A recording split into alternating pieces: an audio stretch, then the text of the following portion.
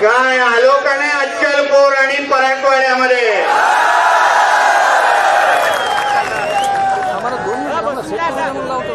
त्या मोहल्ल्यामध्ये उभे असलेल्या सगळ्या जणांनी समजून घ्या और वापिस याद रखना, पूरा नाम नितेश नारायण राणे।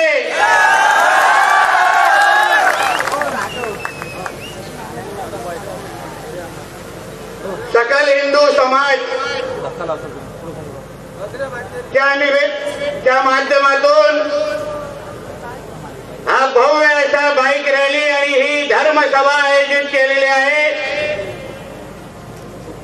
उपस्थित असलेले खासदार सन्माननीय बोंडे साहेब, या धर्मसभा आणि या पूर्ण बाईक रॅलीचे आयोजक कडवट हिंदुत्ववादी आमचे ठाकूर गजरेजी, माझा सहकारी सागर वेग, उपस्थित असलेले सर्वच माझे हिंदू माता भगिनीनो आणि माझ्या सर्व तरुण मित्रांनो, फार मस्ती चालू होती सभा होईपर्यंत।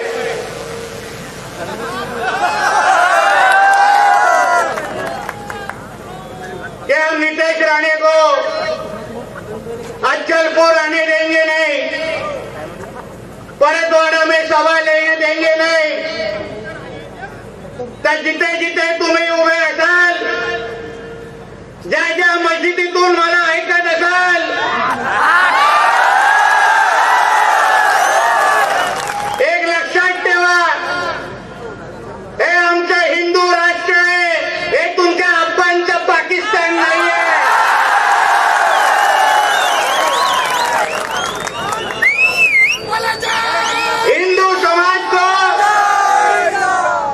हिंदू समाज को फ्लावर समझा है क्या? हमारा हिंदू समाज फायर है, फायर।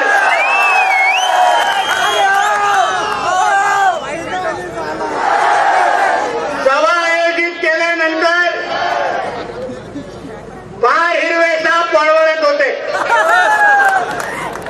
मी आपल्या मोबाईलवर एकावर एक व्हिडिओ बघतोय, मस्जिदीतून फतवे काय निघतायत, एक दुसऱ्याला मांडीला मांडी लावून बसून धमक्या काय देतायत। कुठे गेले ते 15 मिनिट वाले? बुलाओ हैदराबाद से तुम्हारे वो भड़वों को और बताओ उनको हम लोग खड़े हैं इधर पराठवाड़ा में, हम लोग खड़े हैं, आके इधर सामने खड़े रहो। 15 मिनिटाचं तो फार मागितलं रे, 5 मिनिटं दे, उरले तुरले सगळे संपून टाकू आम्ही। कोणाला धमक्या देता, कोणाला आव्हान देता? अरे देवानी भीती नावाचं बटनच टाकायचं विसरलेला, काय फरक पडत नाही, काय फरक पडत नाही। आता गेलो तुमच्या सगळ्यांच्या समोर, हिंदू समाज मोठ्या प्रमाणामध्ये जमलेला, एक बाहेर येऊन बाल्कनीतून पण बघायला तयार नाही, मला एक बाहेरून तयार। मी ऐकलंय बायका पोरांना पण बाहेर गावी पाठवून दिलेला आहे। परत सांगतो, नुसतं एक दिवस अशी हिंदूंनी देशात दाखवून उपयोग नाहीये। वर्षाच्या 365 दिवस, दिवसाचे 24 तास जो हिंदूकडे वाकड्या नजरेने बघेल, त्यांनी परत आपल्या अब्बाचा पण थोबडा ओळखला नाही पाहिजे एवढा खराब करून टाकायचा। कारण की आम्ही कोणाच्या अंगावर जात नाही, आम्ही पहिले तुम्हा लोकांना छेडलं नाही। तुम्ही पाहिजे ती मस्ती माझ्या महाराष्ट्रामध्ये कराल, पाहिजे ती मस्ती माझ्या हिंदू सणासुदीच्या वेळेत कराल, आणि आम्ही हिंदूंची बाजू पण घ्यायची नाही, हिंदूंच्या बाजूनी बोलायचं पण आणि आम्ही बोलायला लागलो तर बोलतोय की नितेश राणे दंगल भडकात आहे. तरी बघितली आहे काय दंगल कशी असते. आम्हाला महाराष्ट्रामध्ये वातावरण खराब करायचं नाहीये, पण तुम्ही जेव्हा भाईचाराच्या आमच्या लोकांना लेक्चर देता, मोठा गंगा जमुना तेजवी सर्व धर्म समभावाची टेप रेकॉर्डर वाजवता, मग तो नियम तुम्हाला लागत नाही का? तुमच्यासाठी काही नियम वेगळे आहेत का? आमचं सरळ स्पष्ट एवढंच म्हणणं आहे की जो नियम मुसलमान धर्माला लागतो, जो नियम मुसलमानांच्या सणासुदीला आणि ईदच्या जुलूसला लागतो, तोच नियम माझ्या गणेश चतुर्थीच्या मिरवणुकीला आणि नवरात्रीच्या मिरवणुकीला लागला पाहिजे, एवढा सरळ स्पष्ट म्हणणं आहे. तुम्ही पाहिजे तेवढ्या मिरवणुका काढाल, पाहिजे तेवढे ठिंगणे घालाल, पाहिजे तेवढे डीजे 2-2 वाजेपर्यंत वाजवाल, आणि माझा हिंदू समाज जेव्हा माझ्या हिंदू सणासुदीच्या वेळी जेव्हा रस्त्यावर उतरतो, जल्लोष करतो, तेव्हा तुमच्या ढोंगणाखाली मिरच्या लागतात. हा कुठला नियम आहे? कशाला सहन करायचं आम्ही? आता हल्ली गणेश चतुर्थीची मिरवणूक आणि दुसऱ्या दिवस ईदची जुलूसची मिरवणूक निघाली. माझ्यावर जे काय दंगल भडकावणारे आरोप करणाऱ्याला मी विचारेन, मला भारत देशामध्ये, माझ्या महाराष्ट्रामध्ये एक अशी ईदची जुलूसची मिरवणूक तुम्ही दाखवायची, ज्या ईदच्या जुलूसच्या मिरवणुकीवर माझ्या हिंदू समाजाने दगड मारला, असं एक मला दाखवायची. एक तुम्ही एक मला दाखवा. आणि आमचे जेव्हा गणपतीच्या मिरवणुका निघाल्या, तेव्हा महाराष्ट्रामध्ये तुम्हाला किती जिल्हे मोजून दाखवू? तुमच्या विदर्भामध्ये या अकोलकोट असेल, अकोला असेल, तुमच्या इथे नागपूर असेल, अरे नावं खूप आहेत.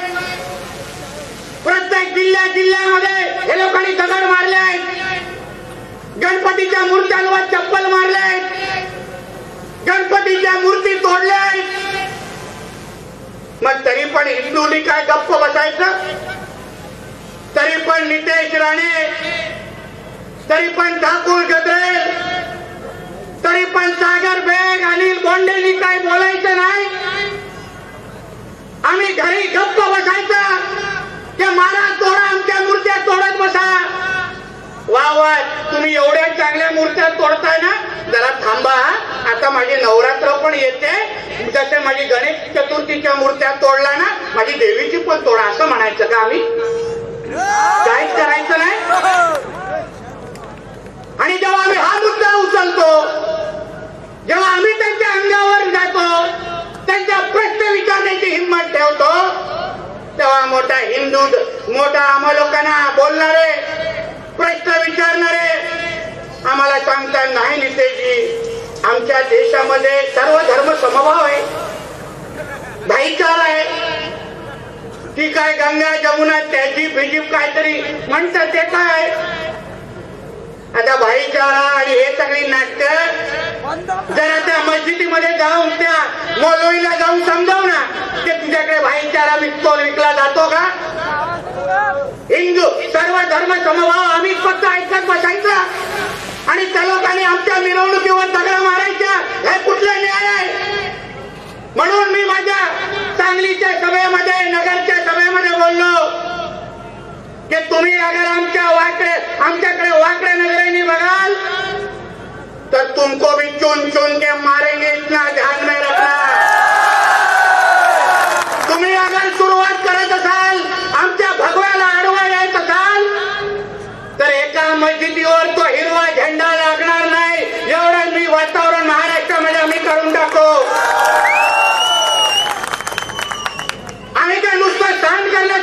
आलेलो नाहीये की तुम्ही जे कराल आम्ही नुसतं सहन करायचं. तुम्ही यापुढे लक्षात ठेवा, जे गणेश चतुर्थीला झालं तेच अगर नवरात्राला अगर कोणी करायचा प्रयत्न केला तर तुमच्या पण उरूस आणि ह्या जुलूसचे काही ईदच्या मिरवणुका वर्षभर निघतील. एक परत सुखरूप घरी जाणार नाही एवढा शब्द देऊन तुम्हा लोकांना इथे जातो. कारण का सुरुवात तुम्ही लोकांनी केली आहे आणि आम्ही अंत करण्याचं काम हिंदू समाज करेल. एक लक्षात ठेवा, नुसतं गप्प बसणाऱ्यापैकी आम्ही लोक नाही आहे. आणि काय मिरवणुका हो जे आम्हाला सर्व धर्म समभाव बोलणारे जे कोण भडवे आमच्या समोर येऊन बोलतात, त्या भडव्यांना आम्हाला विचारायचंय, जरा ईदच्या जुलूसच्या मिरवणुका जाऊन बघ कोण नाचतंय त्याच्यात, कसल्या घोषणा दिल्या जात आहेत. हे पत्रकार मित्र मला विचारतात ते काय नेतेजी तुम्ही तर सगळ्याच मुसलमानांच्या विरोधात बोलता. मी बोलता नाही बोलत सगळ्या मुसलमानांच्या विरोधात. मी राष्ट्रभक्त मुसलमानांच्या विरोधात बोलत नाही. जो मुसलमान माझ्या देशाला स्वतःचा देश मानतो, माझ्या तिरंग्याला सलाम ठोकतो, जो मुसलमान जेव्हा माझ्या गणेश चतुर्थीच्या मिरवणुकीवर दगड मारले जातात तो त्या दगड मारणाऱ्या वाल्यांना जो विरोध करतो तो राष्ट्रभक्त मुसलमान आमचा आहे. हे तुम्ही लक्षात ठेवा. त्याच्या विरोधात आम्ही लोक नाही आहोत. पण जे मुसलमान, जे जिहादी डोक्याचे मुसलमान त्यांच्या मिरवणुकीमध्ये सरतन से जुदा करके नारे देणार, अतिरेकी लोकांचा जय जयकार करणार, त्या मुसलमानांना, त्या जिहादी मुसलमानांना आमचा विरोध आहे. एकाला आम्ही जिवंत या महाराष्ट्रामध्ये या जिहादाने ठेवणार नाही ही शपथ आम्ही लोक घेऊन बाहेर निघालेलो आहे. काय झालं तुमच्या अकोल्याच्या मिरवणुकीमध्ये, जुलूस मध्ये नाचवले आतंकवाद्यांचे चित्र. वा, काय सर्व धर्म समवाय हो. ही गंगा जमुना तहजीब आहे का? आणि आतंकवाद्यांचे फोटो तुम्ही भिरकवत असाल, आतंकवाद्यांच्या नावाने तुम्ही जय जयकार करत असाल आणि आम्ही लोकांनी काहीच करायचं नाही. आम्ही लोकांनी विरोध पण करायचा नाही. कारण का विरोध केला तर आम्ही दंगल भडकवतो. मग काय करायचं? त्या आतंकवाद्यांना आमच्या इकडे बॉम्ब हल्ले करण्याची परवानगी द्यायची, हे लोकांना पाकिस्तान जिंदाबाद बोलण्याच्या परवानगी आम्ही द्यायच्या, हे लोकांना पाकिस्तानचे झेंडे माझ्या महाराष्ट्रात फडकवायला द्यायचे आणि काहीच आम्ही बोलायचं नाही. असं चालणार नाही. मी हिंदू समाजाला सांगेन, सर्व धर्म समभाव हा माझ्या देशामध्ये मानायचा नाही. यात हा हिंदू राष्ट्र आहे आणि या हिंदू राष्ट्रामध्ये पहिलं हिंदूंचं हित बघितलं जाणार आणि मग सगळ्यांना मोजलं जाणार. हा तुमचा देश आहे. इथे 80 इथे 90% हिंदू राहतात. इथे हिंदूकडे कोणी वाकड्या नजरेने बघितलं त्याला एका जागेवर ठेवायचं नाही. ही शपथ घेऊन आज या मोर्चाकडून तुम्ही लोकांना निघायचं आहे.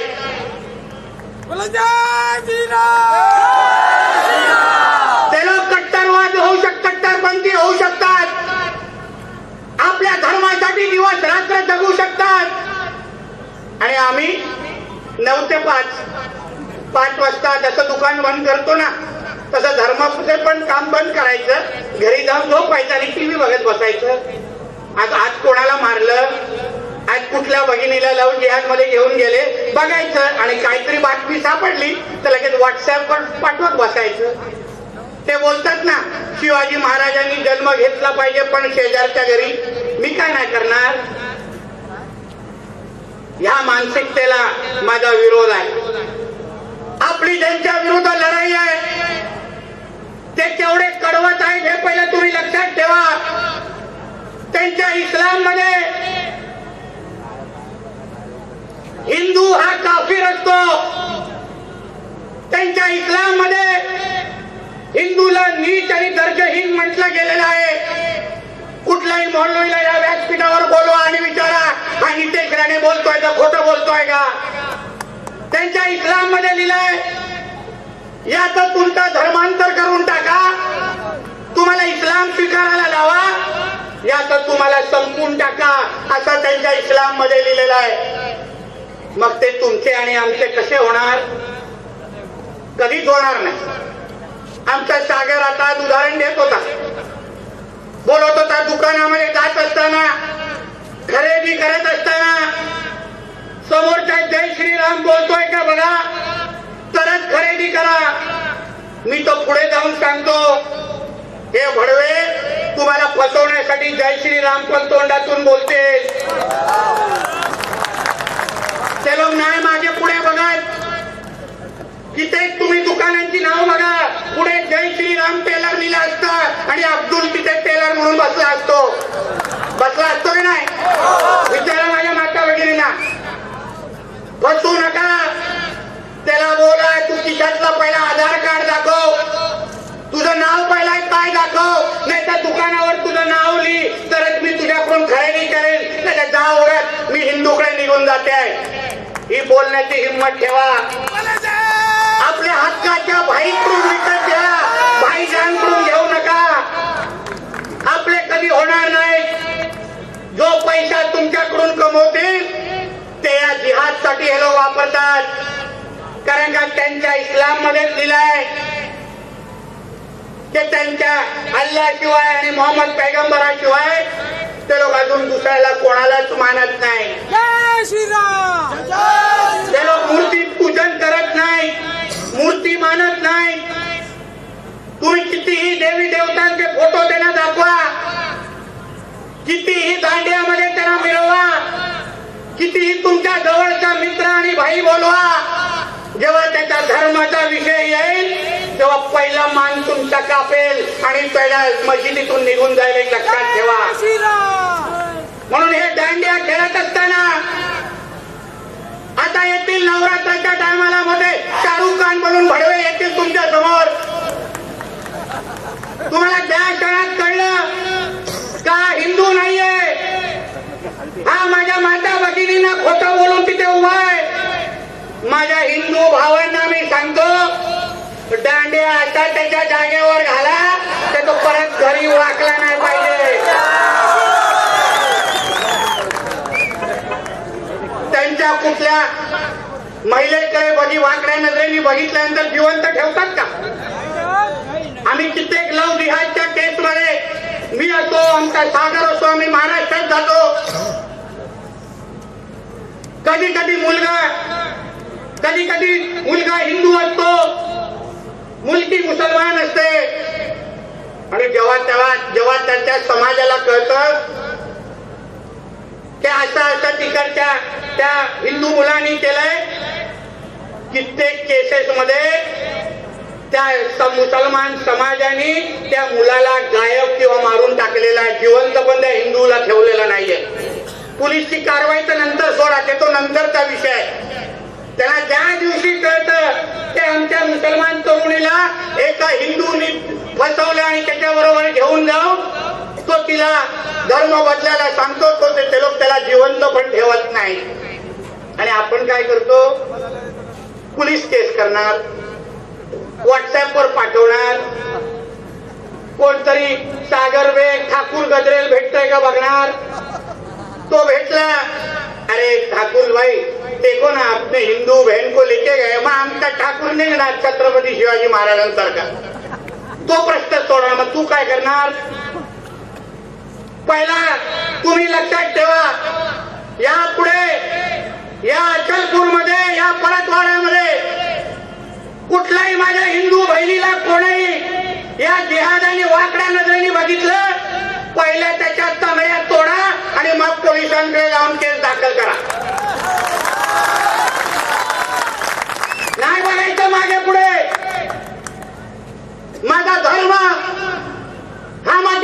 तुमचा आणि माझा स्वाभिमान असला पाहिजे.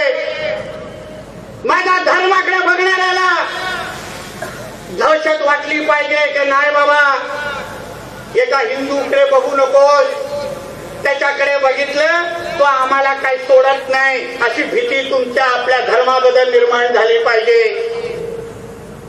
मग नाही काढायला लागणार आम्हाला अशा बाईक रॅली, नाही घ्यायला लागणार आम्हाला धर्मसभा. तुम्ही विचार करा, आज हिंदूंना तुमच्या हिंदूंना आमच्या हिंदू सारख्या हिंदुत्वादी कार्यकर्त्यांना तुमच्याशी बोलायला यायला लागतंय तर धमक्या येत आहेत, व्हिडिओ बनवतायत, फतवे निघतायत. म्हणजे किती हिंमत चढली आहे बघ हे लोक. बघा ह्यांना वाटतं हे पाकिस्तान आहे, ह्यांना वाटतं बांगलादेश आहे. काही केलं तर खपवेल, काही केलं तर होईल. हे तर पोलीस आहे, तिथे पोलिसांवर विश्वास आहे म्हणून मी काय बोलत नाही. पण ह्या लोकांना कधी अगर आजमावायचं असेल तर परत सांगतो, पोलिसांना सुट्टी देण्यासाठी आम्ही तयार आहोत. होऊन जाऊन दे एकदा अचलपूरमध्ये